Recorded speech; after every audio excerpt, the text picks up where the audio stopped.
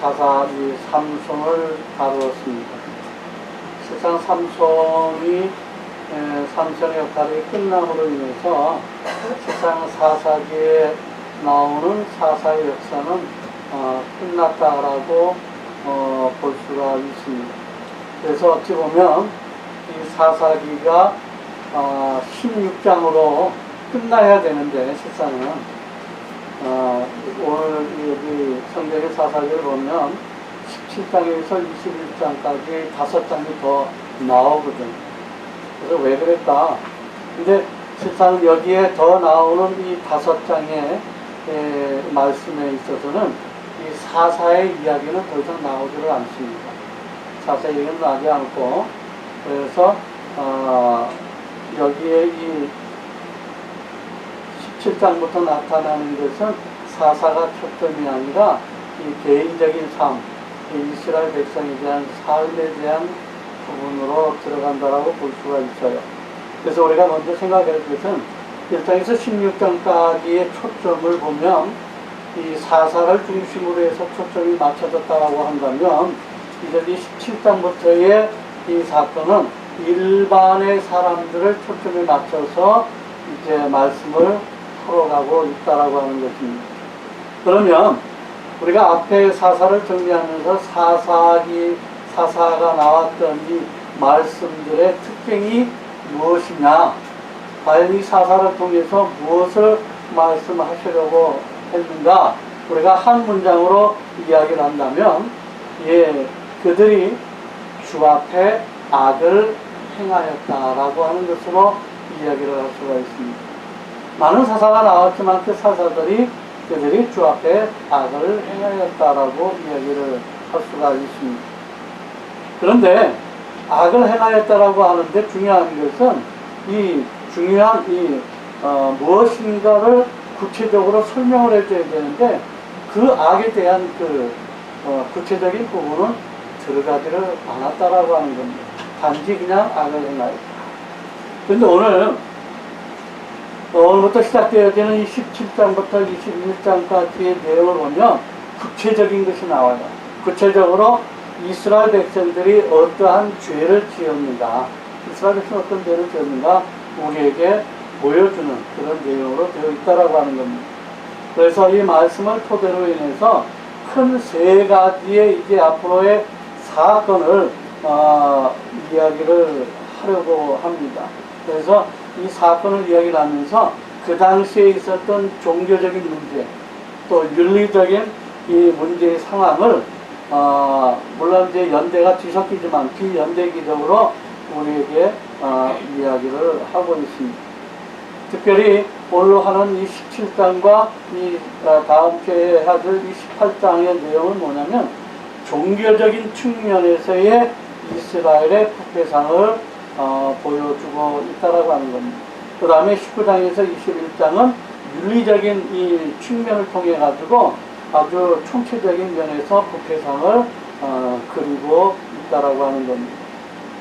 그럼 앞으로 이제서 이것을 한 4주 정도 나누려고 그래요. 왜냐하면 하나의 주제가 너무나 한 주에 하기가 힘든 부분이 있어서 오늘같이 좀 2주로 나누고 해서 4주 정도로 이제 이 사사기를 끝내려고 하는데, 오늘은 이 첫 번째로 하나님의 앞에서 그들이 지은 악한 모습이 무엇인가에 대해서 이 미가라고 하는 가정과 단지파를 통해서 함께 살펴보려고 합니다. 그래서 오늘은 미가의 가정을 충분히 다루고 이 단지파에 대한 문제는 다음 시간에 살펴보려고 합니다. 자, 본문으로 들어가서 이 에브라임 산지에 미가라고 하는 이름하는 사람이 있습니다. 이 사람이 자기 어머니에게 있어서 이 은 1100개를 훔치게 되어집니다. 은 1100개. 굉장히 큰 돈입니다. 그 당시에 이 한 달 동안 일한 임금이 은 하나라고 보시면 됩니다. 그러면 이 1100개가 되어진다고 한다면 얼마나 큰 돈인지를 알 수가 있습니다. 그런데 어머니가 그 돈이 없어진 줄 아는 거예요. 없어진 줄 알고 누가 훔쳐갔는지 몰라도 그 사람에 대해서 저주를 하는 겁니다. 그랬더니 이 아들이 그 어머니가 하는 저주의 말을 듣고서 어머니에게 그 돈을 다시 돌려줍니다. 그러면 오늘 이 내용을 보면서 잠깐 이 미가라고 하는 이 사람이 과연 어떤 존재일까라고 하는 거예요. 미가라는 사람이. 제가 볼 때는 미가라는 사람이 악한 존재도 선한 존재도 아니라고 생각을 합니다. 그냥 평범한 사람이라 이렇게 이야기를 할 수가 있습니다.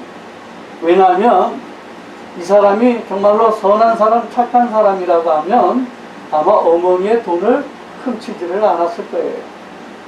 반대로 이 미가라고 하는 사람이 악한 사람이었다고 한다면 훔친 돈을 다시 돌려주지 않았을 것입니다. 그러면 이것을 봤을 때 이 미가라고 하는 사람은 그냥 평범한 일반적인 사람이라고 우리가 이야기를 할 수가 있습니다. 어머니의 이 저주를 듣고 이 아들은 돈을 돌려주었는데 어머니는 그것을 기쁘게 생각을 하고 아들을 축복하고 있어요. 아들을 축복을 합니다. 그런데 우리가 생각해볼 때는 이 아들이 정말로 양심의 가책을 받고 돈을 돌려주었는가? 양심의 가책을 받고 돈을 돌려주는가? 어떻게 생각하세요? 저는 아니라고 봅니다. 양심의 가책이 아니라 어머니의 저주를 듣고서 돌려준 거예요. 양심의 가책의 문제가 아닙니다.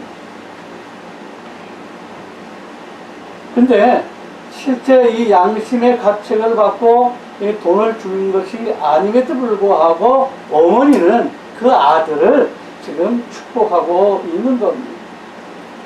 아들이 어찌 보면 아들의 그 회개에 대해서는 관심이 없어요. 정말 내 아이들이 정말 양심의 가책을 받아서 아니면 신앙적인 모습으로 돌아오기 위해서 진정으로 회개하고 돌아왔는가? 거기에 대한 관심은 하나도 없다라고 하는 거예요. 그냥 이 어머니는 돈을 돌려받은 것에 대한 의미를 두고 그냥 그에게 축복을 하는 겁니다. 그리고 어떠한 일이 벌어집니다. 내가 지금 돈을 돌려준 것이 하나님 앞에서 너무나 아름다워서 다시 너에게 그 돈을 주겠다라고 얘기를 하는 겁니다.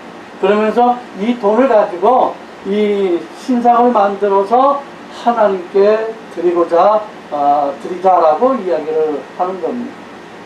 그래서 이 돈을 가져다가 두 개의 신상을 만들게 되었습니다. 하나는 돌을 3개 가지고 만들고 하나는 두어 가지고 만들어서 집에 두어 가지고 하나님의 이 복을 받기를 원하는 것입니다. 이것이 오늘 이 첫 번째의 모습입니다. 여기에 그러면 미가의 가정에서 우리는 무엇을 발견할 수 있을까? 여기 미가나 이 어머니는 하나님을 믿는 사람입니다. 하나님을 믿는 사람입니다. 이 사람이 이방을 섬기거나 우상을 섬긴다라고 하는 내용이 없습니다.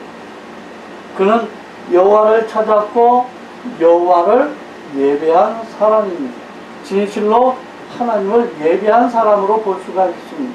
그런데 하나님이 만들지 말라라고 하는 십계명의 두 번째인 우상을 만든 것이에요.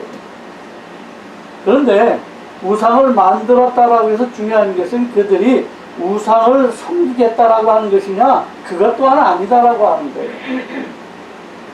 하나님을 잘 섬기는데 하나님을 형상으로 만들어 가지고 그 하나님을 믿겠다라고 하는 겁니다.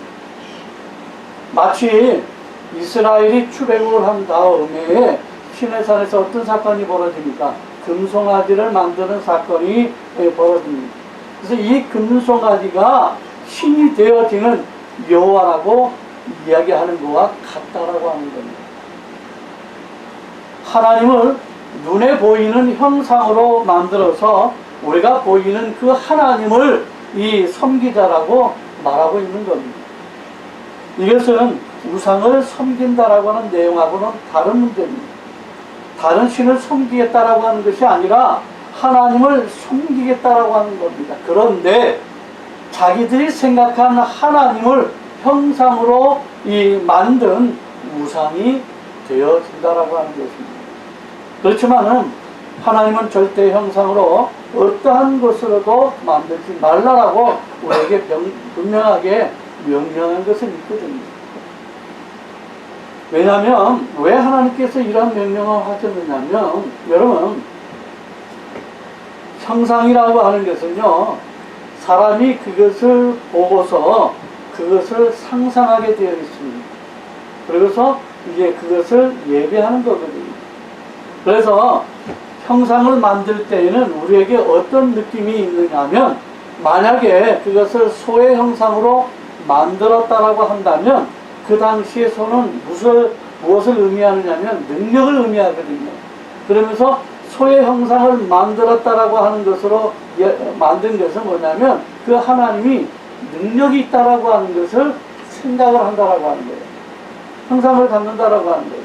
그래서 소의 형상의 신상을 통해 가지고 우리의 하나님의 능력이 있다라고 하는 것을 알려주고 있다라고 하는 것입니다. 그런데 그것은 어떤 의미에서 단면적으로 하나의 형상을 우리에게 이야기는 할 수는 있지만은 우리에게 무엇을 알려주지를 못하느냐면, 그분이 하나님이 정말로 사랑이시라고 하는 것, 그분이 정말로 의로우신 분이라고 하는 것을 표현하지를 못한다라고 하는 거예요. 우상이. 우상이라고 하는 것은 다시 말해서 하나님의 어떤 한쪽의 면은 보여줄 수가 있어요. 단지 말해서 그 형상의 소를 만들어서 소의 형상이 능력을 얘기하는 것처럼 능력이라고 하는 한 면은 보여줄 수가 있어요. 그런데 그 뒤에 감춰진 그의 모든 하나님의 본질은 우리에게 보여주지를 못하고 있다고 하는 거예요. 다시 말해서 우상은 하나님을 왜곡시키는 것이 되어지고 하나님의 모든 것을 제한시키는 거와 같다라고 하는 거예요. 그래서 하나님은 우리에게 우상은 어떠한 것도 만들지 말라라고 우리에게 명령을 하신 것입니다. 우상을 만드는 순간부터 우리는 그것이 마치 하나님 양 착각하기 때문에 우리는 하나님을 왜곡할 수밖에 없습니다. 그런데 여기에 미가나 어머니는 하나님을 형상으로 만들어서 섬겼다라고 하는 것입니다. 그런데 문제는 여기에 있는 것이 아닙니다. 그가 형상을 만든 동기에 문제가 있다라고 하는 것입니다. 여러분, 형상이라고 하는 부분은 신을 만들 때에 어떤 마음을 갖냐면 내가 원하는 것으로 만든다라고 하는 거예요. 내가 필요한 것, 그것 때문에 형상으로 만들어서 그것을 요구하게 되어 있다라고 하는 거예요. 그 당시에 얼마나 많은 신들이 있었습니까? 그래서 자녀를 주는 신들, 사업을 축복하는 신들, 건강을 주는 신들, 또 인간에게 필요한 수많은 이 신들이 존재하잖아요. 그래서 자기들이 원하는 신들로 만들었다라고 하는 것입니다. 그래서 이 형상이라고 하는 것은 내가 원하는 하나님의 모습으로 만든 것이라고 이야기할 수가 있습니다. 우리가 여호수아 24장에 보게 되어지면 여호수아가 죽기 전에 사람들을 불러 모아놓고 거기에 이제 이혼의 말을 합니다. 14절에 그러므로 이제는 여호와를 경외하며 온전함과 진실함으로 그를 섬기라. 너희의 조상들이 강 저편과 애굽에서 섬기던 신들을 치워버리고 여호와만 섬기라고 이야기를 하고 있습니다. 그러면서 15절에 뭐라고 얘기하냐면 만일 여호와를 섬기는 것이 너희에게 좋지 않게 보이거든 너희 조상들이 강 저편에서 저쪽에서 섬기던 신들이든지 또는 너희가 거주하는 땅에 있는 아모리 족속의 신들이든지 너희가 섬길 자를 오늘 택하라. 오늘 나와 네 집은 여호와를 섬기겠노라 하니라고 말씀을 합니다. 그러니까 백성들이 16절에 뭐라고 이야기를 하느냐면 백성이 대답하여 이르되 우리가 결단코 여호와를 버리고 다른 신들을 섬기기를 하지 아니하겠다라고 약속을 합니다. 다시 말해서 여호와만 섬기겠다라고 약속을 하고 있는 거예요. 그런데 여호와가 또 어떤 이야기를 하느냐면 너희는 여호와를 섬기지 못할 것이야 라고 이야기를 하는 거예요. 지금 백성들은 여호와를 섬기겠다라고 이야기를 하는데 지금 여호수아는 사실상 너희들은 섬기지 못할 것이야 라고 이야기를 합니다. 왜 이렇게 될까? 실상은 여호수아가 그들을 불러 모아놓고 너희들은 여호와만 섬기라라고 유언을 하는 거였거든요. 그 유언의 이야기에 백성들은 대답을 하는 거거든요. 예, 여호와만 섬기겠습니다 라고 얘기를 했는데 엉뚱하게 여호수아는 너희들은 여호와를 섬기지 못할 거야 라고 이야기를 하고 있다라고 하는 거예요. 왜 여호수아는 여호와를 섬기지 못한다라고 이야기를 하고 있는가? 왜 이야기를 했을까? 먼저 두 가지를 측면을 생각할 수 있어요. 먼저 왜 그들이 여호와를 섬기겠다라고 이야기를 하느냐면 17절에 18절에 이렇게 이야기를 합니다.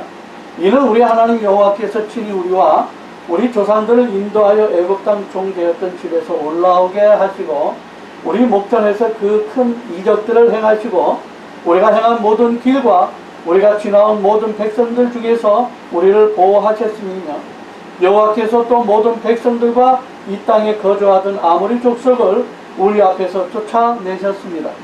그러므로 우리도 여호와를 섬기리니 그는 우리의 하나님이십니다 하니라. 그런데 왜 너희들이 섬기지 못할 것이다 라고 이야기를 하느냐면 19절과 20절입니다. 여호수아가 백성에게 이르되 너희가 여호와를 능히 섬기지 못할 것은 그는 거룩하신 하나님이시요 질투하시는 하나님이시니 너희의 잘못과 죄들을 사하지 아니하실 것입니다.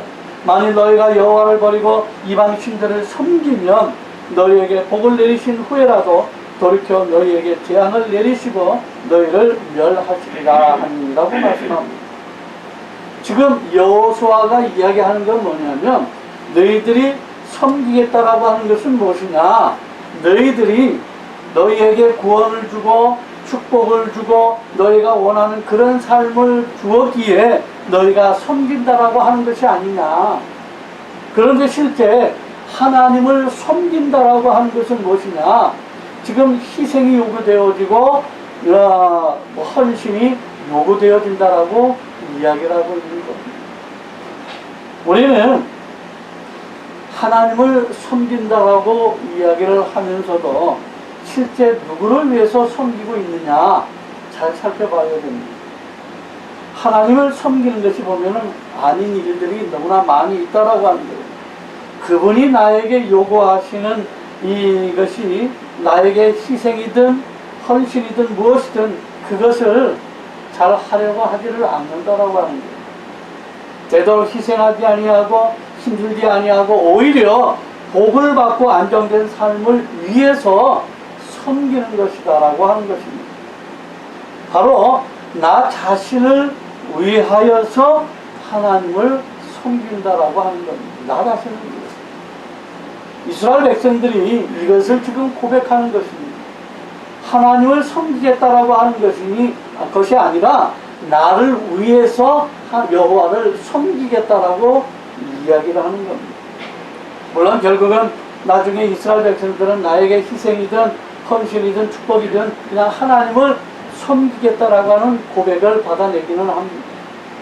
21절에 백성이 여호수아에게 말하되 아니니이다 우리가 여호와를 섬기겠나이다 하는지라라고 고백은 분명히 했습니다.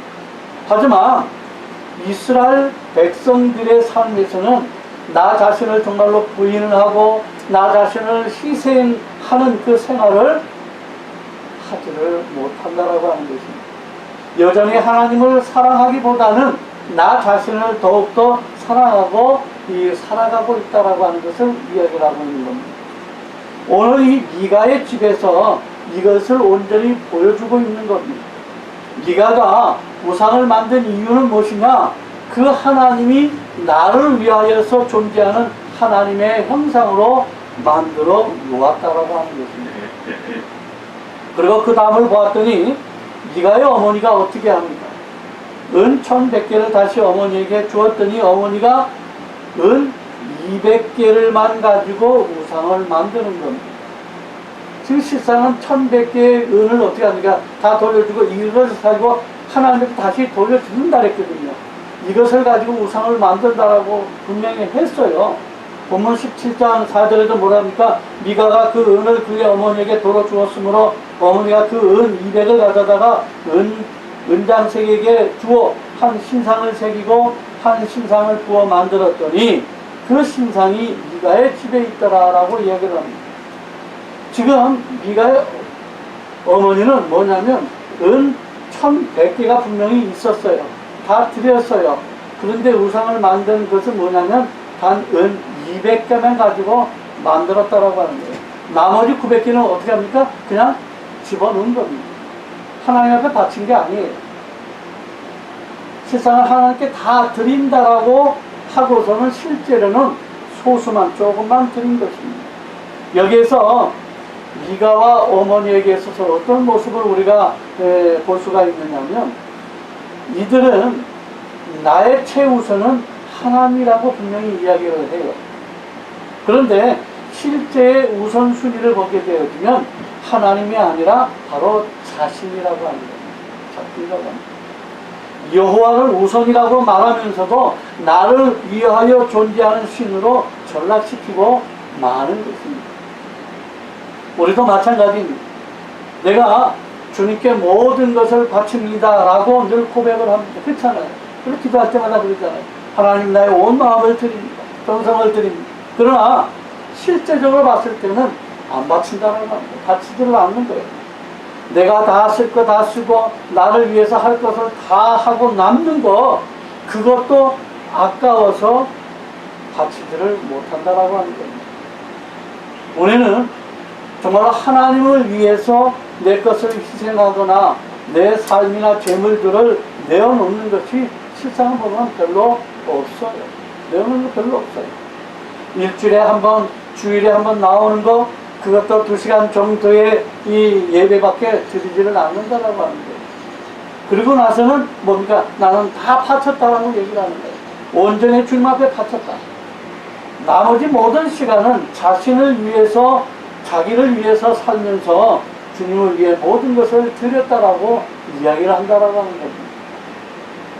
오늘 미가의 어머니도 1100개가 아니라 200개만 드리고서 무엇이라고 얘기하냐면 그의 어머니가 이르되 내 아들이 여호와께 복받기를 원하노라 라고 이야기를 하는 거예요.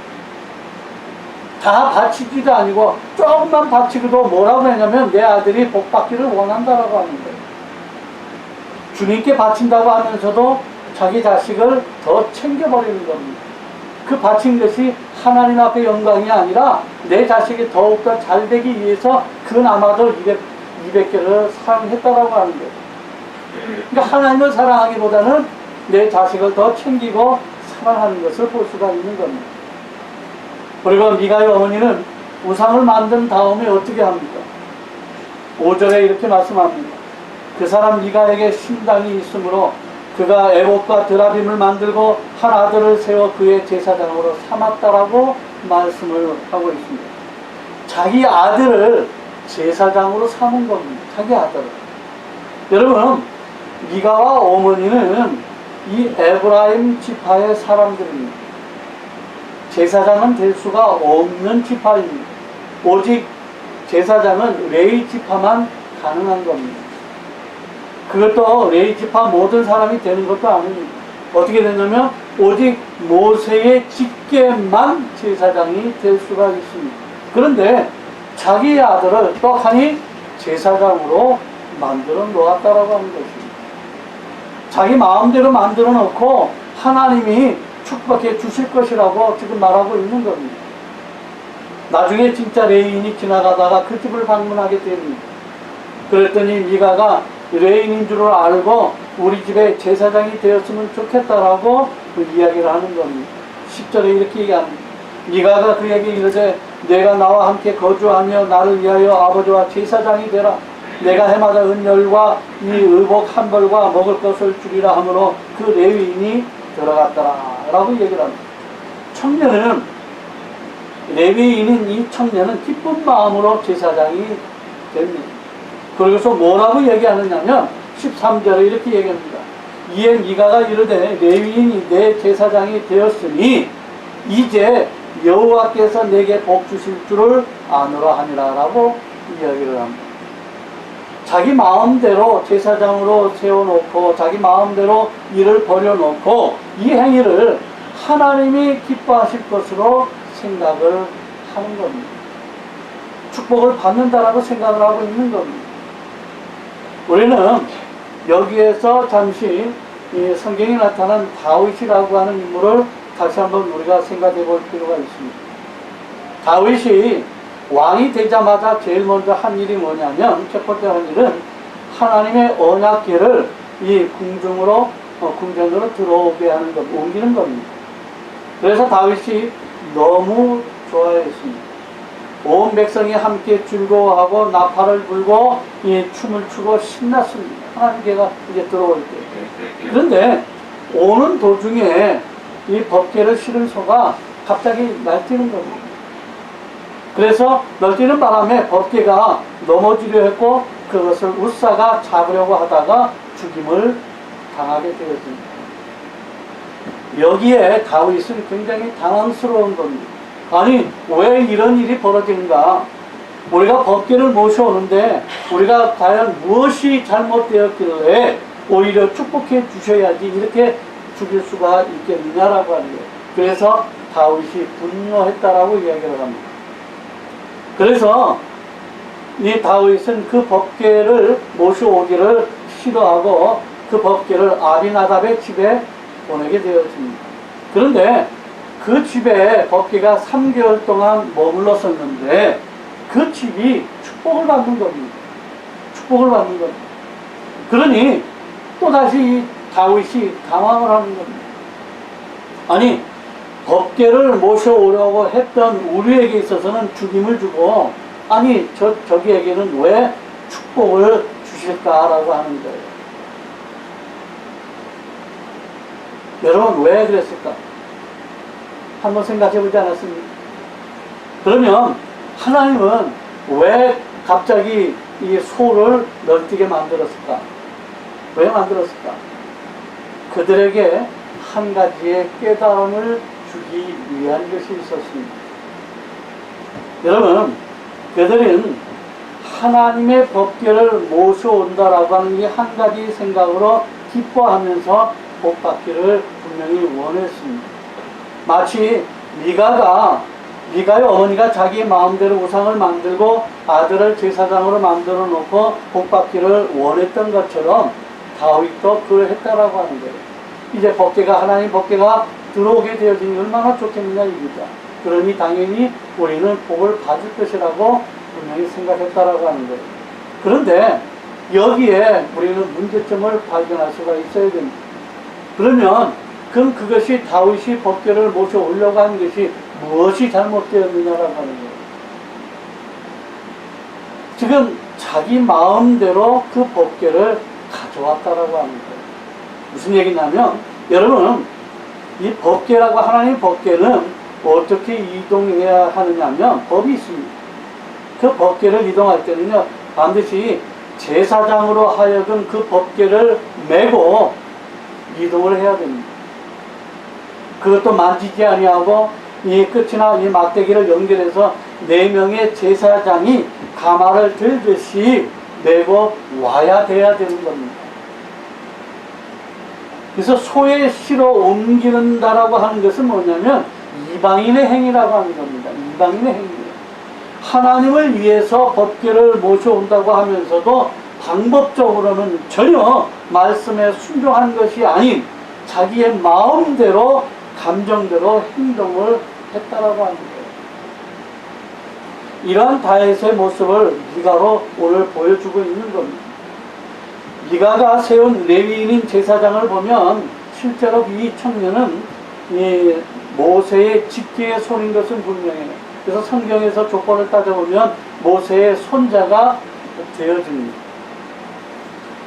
그런데 실상은 모세의 직계손이기 때문에 제사장은 될 수가 있죠. 그런데 그 제사장의 직분을 맡은 이 청년이 레위인이 그 우상이라는 것을 알잖아요. 근데 어떻게 그 우상을 섬길 수가 있겠느냐라고 합니다. 그래서 사실상 나중에 다윗 경우에도 다윗이 그것을 깨닫게 되어집니다. 깨닫고 나니까 어떻게 해요?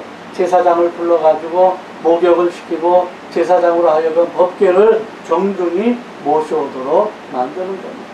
결국 하나님의 법대로 온전히 행했다라고 하는 것입니다. 여러분, 오늘은 우리의 방법으로 현재는 교회에서 예배를 드리기보다는 가정에서 드리는 그런 일들이 참으로 많이 있어요. 그렇잖아요. 교회에서 어떤 문제가 돼서 나갔더라도 어떻게 됐든 간에 이제는 교회라고 하는 자체보다는 그냥 잘해서 그냥 예배 드리는 것으로 그냥 그것으로 스스로가 우연을 삼는 겁니다. 또 한편으로는 뭐 하나님이 어디서 계시니까 상관없지 않느냐라고 하는 것으로 이야기를 합니다. 그런데 세상은 구약 시대에 보게 되어지면 그것을 절대 허락하지는 않았다라고 하는 거예요. 예배는 하나님의 법궤가 있는 그곳에 나와서 예배하도록 명했습니다. 그들은 집에서 예배를 드릴 수가 없었던 거예요. 성전에 나와서 번제물을 드리고 예배를 드려야 그것이 옳다라고 이야기를 하는 겁니다. 그런데 18장의 말씀을 보게 되어지면 하나님의 집이 어디에 있었냐면 실로에 있었어요. 마땅히 백성들이 그 앞에 나와서 예배를 드려야 하는데 미가는 나오지 아니하고 나는 집에서 예배를 드리겠다라고 얘기를 하는 거예요. 하나님은 나와서 예배를 드리라고 이야기를 하고 있는데 내가 내 마음대로 집에다가 만들어 놓고 거기서 예배를 드린다라고 하는 겁니다. 예배를 드리는 것도 자기 마음대로였습니다. 오늘 우리도 그렇다라고 하는 겁니다. 오늘의 시기에도 예배에 혼돈이 참 많이 있는 것은 사실입니다. 지금 현실처럼 이 팬데믹의 이 비상시국에서는 더 혼란스러운 것도 사실입니다. 우리 교회도 마찬가지가 되겠죠. 온라인에 통해 가지고 집에서 예배를 드리는 일들 너무나 자연스럽게 지금 현실에 뭐 드릴 수밖에 없어서 우리는 그것으로 인해 그렇게 지금 하고 있는 것도 사실입니다. 이것이 이 예배가 온전한 것이 되느냐 아니냐 뭐 맞느냐 틀리냐 뭐 많은 논란이 있는 것도 사실입니다. 문제는 우리 교회의 걱정은 팬데믹이 끝난 다음에 정말로 이 온라인으로 예배를 드리는 이 시대가 자연스럽게 그대로 연결되어져서 이 하나님의 교회가 너무나 많은 어려움이 있지 않겠는가라고 하는 문제가 봉착했다라고 하는 거예요. 그러면 앞으로는 이 교회라고 하는 이것은 어떻게 되어지는 것일까? 과연 앞으로도 이 온라인 예배를 드리는 것이 가한 것인가 아니면 어쩔 수 없는 일이 아니겠는가? 과연 여러분들은 어떠합니까? 한번 생각해 볼 문제입니다. 많은 논란이 있습니다. 신학적으로도 교수들도 서로 다른 의견도 내고 많이 합니다. 그러나 아직까지도 이 보수적인 이 한 분인 정순구 목사님 이 교수 같은 경우에는 얼마 전에 발표했더라고요. 온라인의 예배는 예배가 볼 수가 없다. 그렇게 강력하게 선언하는 그건 예배가 아니다라고 하는 거예요. 중요한 것은 뭐냐면 내가 내 마음대로 예배를 드리는 데 있다라고 하는 겁니다. 다시 말해서 하나님을 섬긴다라고 하면서 하나님의 뜻에 맞추어서 내 몸을 쳐가지고 내가 희생을 하고 헌신해서 나의 삶을 드리는 것이 아니라 내 위주로 취향대로 편한대로 하나님을 예배한다라고 하는데 마음을 두고 있다라고 하는 거예요. 어떻게 보면 이런 것일 수 있어요. 예배를 드리는 이 문제에 있어서 어려운 문제입니다. 뭐냐면은 뭐 변경이 확장되어지는 여러 가지 문제가 있어요. 그래서 너무나 쉽게 예배를 떠나서 그냥 가정에서 온라인으로 드리는 것이 가하다. 현실적으로 이성적으로 맞지 않느냐라고 이야기할 수가 있어요. 그런데 신앙적으로 우리가 좀 더 들어가서 생각을 하면 이렇게 어려운 형국에서도 우리가 어떻게 하면 그래도 교회에 나와서 예배를 드릴 수가 있는가.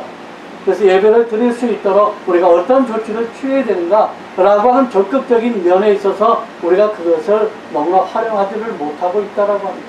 단지 그러한 환경으로 인해 우리는 예배를 드릴 수 없으니 자연스럽게 가정에서 온라인으로 예배를 드리는 것이 가하다라고 하는 것으로 끝나버린다라고 하는 거예요.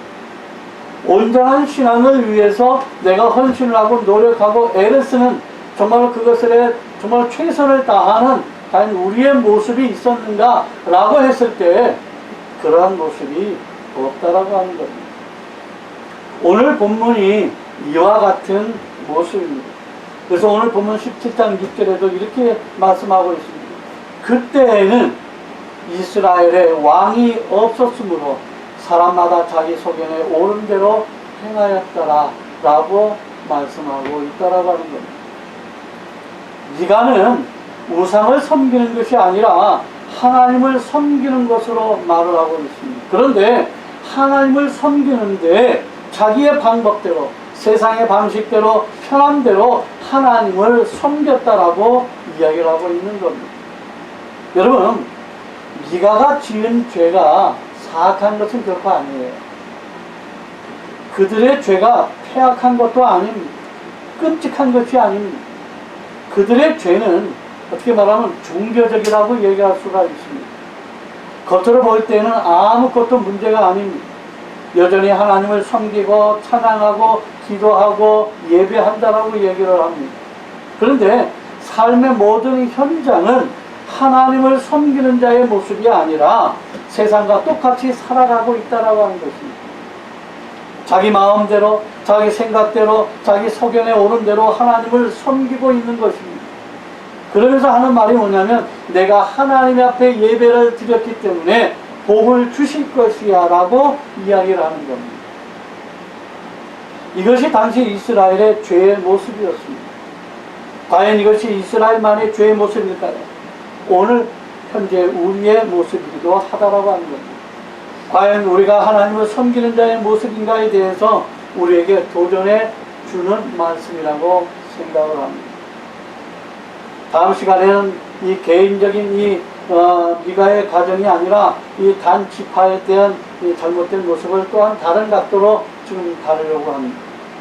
정말로 우리는 진정으로 하나님을 위해서 자기 십자가를 쥐는 정말로 희생하는 헌신하는 모습의 삶이 정말로 우리에게 있어야 한다라고 하는 겁니다. 단지 세상이 주어주는 세상적인 이 프레셔 이런 환경으로 인해서 그냥 너무나 단순하게 하나님을 섬기는 방법이 달라진다고 한다면 그것이 내 방법대로 내 생각대로 달라진다고 한다면 그것은 온전히 주님을 섬기는 자의 모습이 아니다라고 하는 것입니다. 우리는 정말로 시간마다 때마다 어떤 환경에 있어든 최선을 다하는 우리의 신앙의 모습이 진정성이 필요하다라고 하는 것입니다. 그래서 그것은 정말로 내가 주님을 위해서 희생하고 헌신하고 정말로 내 이웃을 사랑하는 데에 있어서의 나의 최선의 모습이 되지 않습니까?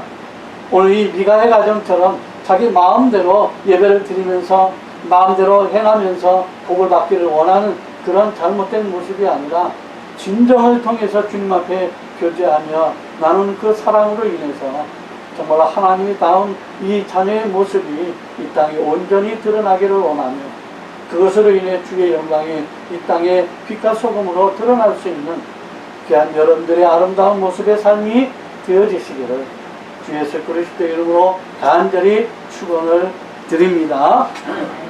기도하겠습니다. 아버지 하나님, 은혜와 사랑을 감사를 드립니다.